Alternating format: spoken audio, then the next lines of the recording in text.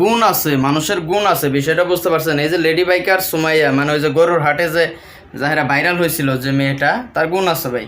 দেখেন কেমনে শুয়া বইয়া হাত ছাইরা মানে বাইক চালাইতেছে। আসলে এরকম স্কিল ডেভেলপ করা বাংলাদেশে আমি খুব কম দেখছি। আমি আসলে এতদিন তার হেটার ছিলাম, আজকে তার বিগ ফ্যান হয়ে গেছে। আমি নিজেও মনে করেন বাইক তেমনভাবে পারি না, কিন্তু আজকে যে তার এই যে স্কিল দেখলাম, তার যে ভিডিওগুলো দেখলাম আমি, মানে পুরাই মাথা নষ্ট, পুরাই মাথা নষ্ট। একদম শুয়া বইয়া হাত ছাইরা শাড়ি পরা যেভাবে স্ক্লাব করতেছে, এরকমভাবে মনে করেন ওই যে যারা আছে স্টান্ট রাইডার আছে, তারাও হয়তো বা পারবো না।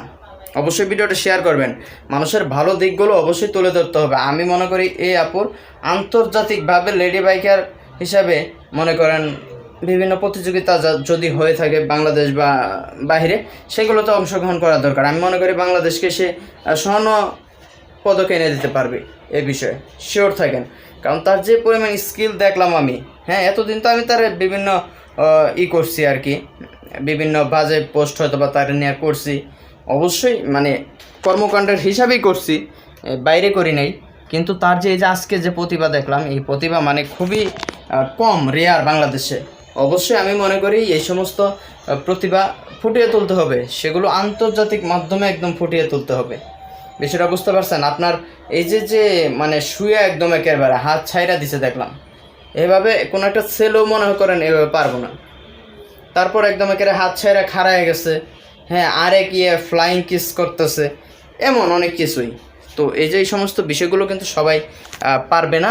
অবশ্যই এগুলো করতে অনেক সময় বা দক্ষতার বা অনেক পরিশ্রম দরকার। শাড়ি পরে দেখলাম ভিডিও করতেছে, মানে সুন্দর শাড়ির আঁচল যদি মনে করেন ওইটার ভিতরে ঢুকে যায়, মানে ওই যে গাড়ির চাকার ভিতরে, তাহলে কিন্তু অনেক বড় একটা অসুবিধা হইতে পারতো। কিন্তু দেখলাম না, এটা বাতাসের একটা দোলনাতে অন্যদিকে চলে যাচ্ছে। এমন আমি দেখছি যে অন্যান্য বাইকাররাও তারে নিয়ে হারে মনে করেন বিভিন্ন ভিডিও দিচ্ছে যে তার এই সমস্ত স্কিলগুলো তারা পারে না বা তারা এগুলো মানে শিখতে চায়। তা আমি মনে করি যে এই আপুটারে অবশ্যই যদি আমরা সাপোর্ট করি বা আমরা যদি তার পেজগুলো ভালো করে ভিডিওগুলো দেখি বা আপনারা যদি এই ভিডিওটা শেয়ার করেন, তাহলে তার এই প্রতিভার কথাটা মানুষ জানতে পারবে। কারণ আমরা শুধু ওই যে গরুতে গেছে মানে গেছে এরকমভাবে গেছে আমরা ভাইরাল করে দিছি, কিন্তু আমরা ভালো কাজগুলো মানুষের কিন্তু ভাইরাল করি না।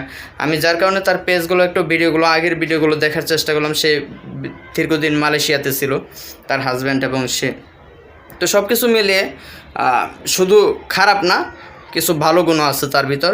সেই ভালো গুণটাকে আমরা তুলে আনার চেষ্টা করি এবং খারাপটাকে আমরা অবশ্যই তোল করে দেওয়ার চেষ্টা করি। যেটা হয়ে গেছে সেটা যেন আপু সামনে আর না করে, এটাই। আর সে মা হতে যাচ্ছে দেখলাম। তো সব কিছু মিলিয়ে আমার কাছে ভালো লাগছে তার বিষয়গুলো, যে কাজকর্মগুলো। আর একটা বিষয় যেটা খারাপ লাগছে সেটা তো বলছি এতদিন, অবশ্যই সেটা নেক্সট টাইম আর হবে না আশা করি আপুর কাছ থেকে। আপু আপনি আগায় যান, আর অবশ্যই আপনার যে যে স্কিল আছে এই স্কিলটাকে কাজে লাগিয়ে আপনি ইন্টারন্যাশনাল আন্তর্জাতিক মাধ্যম থেকে বাংলাদেশকে কিছু একটা এনে দেবেন, এটাই আমার প্রত্যাশা।